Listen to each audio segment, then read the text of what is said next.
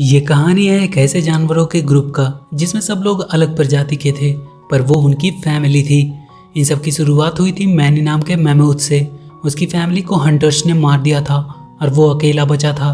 फिर वो मिला एक सिड नाम के स्लॉथ से जिसे उसकी फैमिली ने छोड़ दिया था, और ये डियागो नाम का टाइगर जिसने अपने परिवार को छोड़ दिया क्योंकि उसकी सोच उनसे अलग थी। ये तीनों एक बार एक इंसान के बच्चे को बचाकर उसके परिवार को सौंप देते हैं, और उसके बाद से ये तीनों हमेशा से साथ रहने लगे। मैनी को लगता था कि इस दुनिया में वो अकेला मैमूथ बचा है। फिर वो मिला एली नाम की एक मैमूथ से और उन दोनों ने शादी कर ली। एली के साथ उसके दो एडॉप्टेड पोसम ब्रदर भी थे जिनका नाम था क्रैश और इडी। वो सब साथ में मिलकर बहुत सारे एडवेंचर्स किए। जब भी लगा कि दुनिया खतरे में है वो साथ मिलकर लड़े और एक दूसरे के और भी करीब आ गए।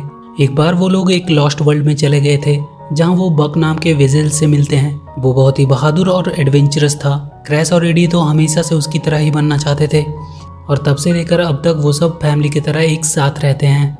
क्रैश और एडी आज भी हमेशा कुछ ना कुछ एडवेंचरस करता ही रहता था। एली उनकी बड़ी बहन होने के कारण उसे हमेशा से ये सब करने से मना करती थी। क्रैश एडी से कहता है कि तुम्हें नहीं लगता है एडी हमें कुछ ज़्यादा ही कंट्रोल करती है? क्यों ना हम यहाँ से चले जाएं और अपनी ज़िंदगी अपनी शर्तों पे जिए। वो सोच कर ही खुश हो रहे थे कि क्या लाइफ होगी, ना कोई रोकने वाला, वो अपनी ज़िंदगी के खुद मालिक होंगे। तभी उनके नीचे का बड़ा सा बर्फ टूट जाता है और वो गिरने लगते हैं। एली उन्हें ढूंढ रही थी। सिड, डियागो और मैनी भी वहीं बैठकर आराम कर रहे थे। तभी वो देखते हैं उनकी तरफ बर्फ गिरता हुआ आ रहा है। वो सब वहाँ से भागकर अपने आप को बचाते हैं। मैनी और डियागो इसके लिए उन दोनों पे गुस्सा करते हैं। तब एली आकर उसे बचाती है। डियागो उन दोनों से कहता है अगर एली नहीं होती तो वो उन दोनों को कब का निपटा चुका होता। क्रैश और एडी कहते हैं अगर एली ना होती तो वो दोनों मज़े से अपनी ज़िंदगी जीते।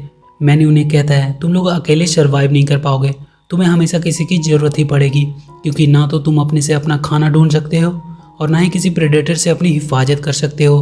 तुम्हें हर मुसीबत में मरे हुए होने का नाटक करना आता है बस।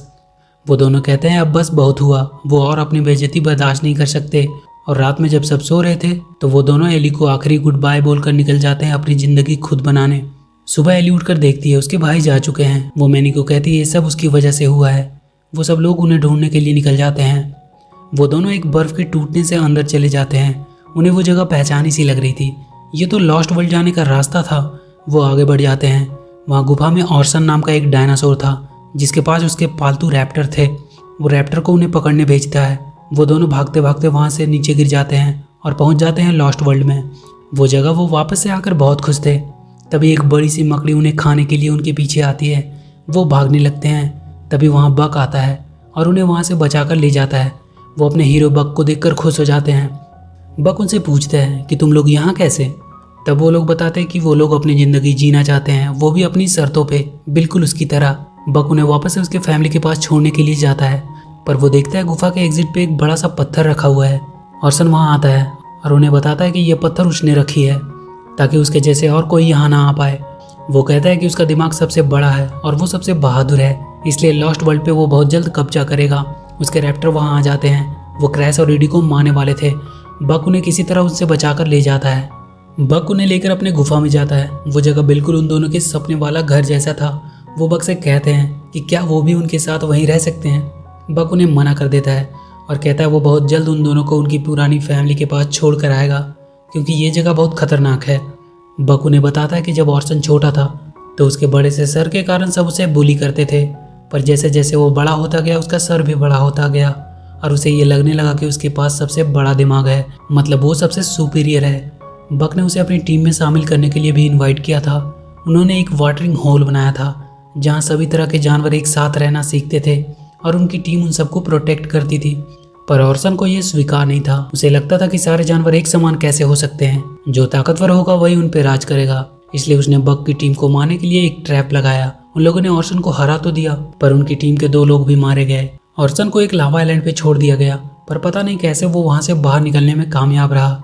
वो लोग अभी बात ही कर रहे थे कि बक देखता है ऑर्सन का रैप्टर उनका पीछा करता हुआ वहाँ आ गया है। वो उन्हें मारने ही वाला था, तब पता नहीं कहाँ से कुछ गैस वहाँ भर जाता है और उन दोनों भाइयों को छोड़कर सब बेहोश हो जाते हैं। बक की जब आँख खुलती है तो देखता है कि उसकी दोस्त जी वहाँ आई है। उसी ने उन लोगों को बचाया है। वो बक से कहती है कि हमें ऑर्सन को रोकने के लिए कुछ करना होगा, नहीं तो वो पूरे लॉस्ट वर्ल्ड को बर्बाद कर देगा, जिसके लिए उन लोगों ने इतने दिनों तक फाइट की।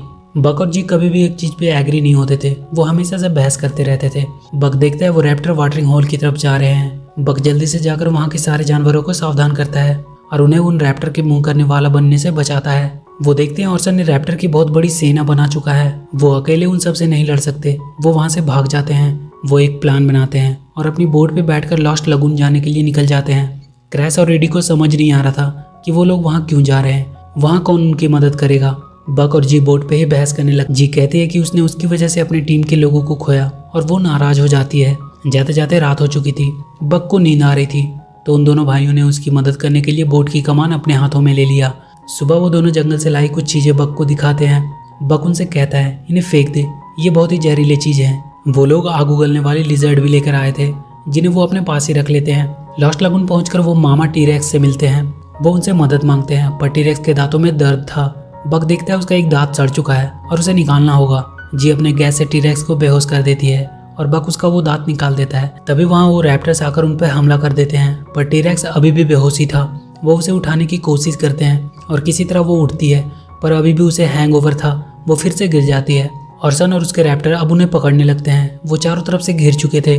बक जी और उन दोनों को वहाँ से निकलने को कहता है और अपने आप को ऑर्सन के हवाले कर देता है। ऑर्सन उसे एक केज में बंद करके चला जाता है। वो उसे वाटरिंग होल में ही मारना चाहता था ताकि सारे जानवर इससे एक सबक ले। जी क्रैश और एडी के साथ मिलकर बक को छुड़ाने का प्लान बनाते हैं। जी उन्हें लड़ने के कुछ तरीके सिखाती है और वो तीनों उन रैप्टर्स के पीछे जाते हैं। वो देखते हैं वो लोग बहुत जल्द बक को मारने वाले हैं, उन्हें जल्दी कुछ करना होगा। क्रैश और एडी को ढूंढते ढूंढते उसकी फैमिली भी उस गुफा तक पहुंच चुकी थी। मैनी और एली उस पत्थर को वहां से हटाते हैं और वो लोग लॉस्ट वर्ल्ड में इंटर करते हैं। उन्हें वहां मामा टी-रेक्स मिलती है। वो उन लोगों को लेकर वाटरिंग होल की तरफ जाती है। यहाँ ये तीनों उन रैप्टर से भिड़ जाते हैं। ऑर्सन बक का केज नीचे फेंक देता है, पर जी उसे नीचे गिरने से बचा लेती है। टी-रेक्स भी सबको लेकर वहां पहुंच जाता है। उन लोगों को विश्वास नहीं हो रहा था। क्रैश और एडी को ऐसा मुकाबला करते देखकर उन दोनों ने सच में प्रूव कर दिया कि वो अकेले भी बहुत कुछ कर सकते हैं। वो लोग भी उस रैप्टर से लड़ने लगते हैं, पर बहुत जल्द क्रैश और एडी रैप्टर से घिर जाते हैं। तभी क्रैश देखता है कि ऑर्सन आग जलाकर अपने रैप्टर्स को कंट्रोल करता है। वो दोनों अपने आग उगलने वाले लिजर्ड को निकालते हैं और उनकी आग को देखकर वो सारे रैप्टर्स उनके कंट्रोल में आ जाते हैं। टी-रेक्स ऑर्सन को वहां से दूर फेंक देती है। अब सारे रैप्टर्स ऑर्सन को ही मारने के लिए उनके पीछे जाते हैं। क्रैश और एडी एली से गले मिल जाते हैं और वो उसे सॉरी बोलते हैं ऐसे भाग जाने के लिए। एली उन दोनों को बक के साथ वहीं रहने देने को मान जाती है जहां वो अपनी जिंदगी जी सके, और एली अपनी बाकी सभी फैमिली के साथ वापस चली जाती है और ये मूवी यहीं खत्म हो जाती है। तो वीडियो अगर अच्छी लगी तो please do like and share the video and please subscribe to my channel and press that bell icon.